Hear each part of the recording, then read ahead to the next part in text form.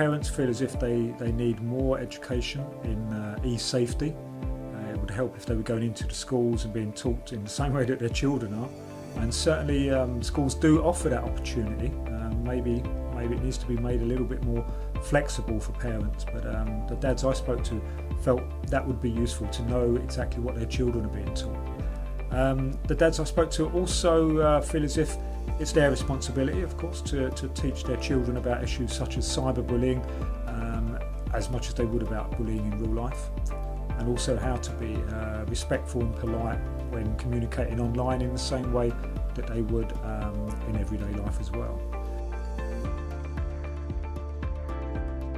So for my piece on e-safety, I went back to school, speaking to dads of children who are a little bit younger than mine, and also having a bit of a conversation with some people at Ofsted, which is never easy as a former school governor, and some people at online parenting safety website.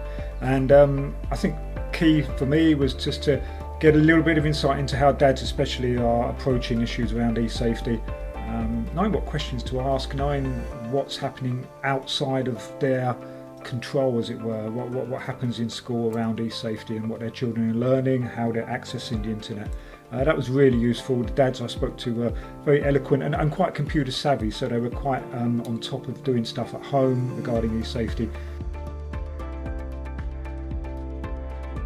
I think a key factor that I picked up, took away from the book, and it kind of mirrors what the dads were saying, is that you need to have open channels of communication with your children and ensure that there's enough trust and they feel as if they're comfortable to talk about issues that may have been raised online.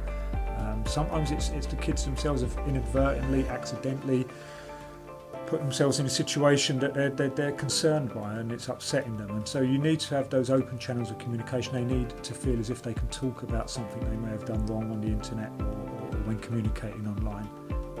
I think the book itself is also really useful for pointing out some of the ploys that people use, predators use to access children.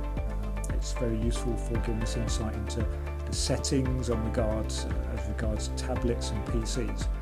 And I think generally it's just presented in a way that it puts the questions that we ask as parents, and it provides some clear and concise answers on what you can do to protect your children online without striking the fear of God into you.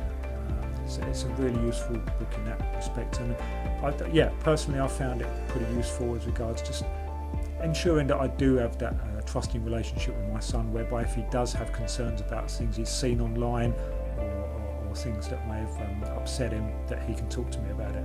I might not necessarily have all the answers, but this book is kind of helping me learn some pretty fast.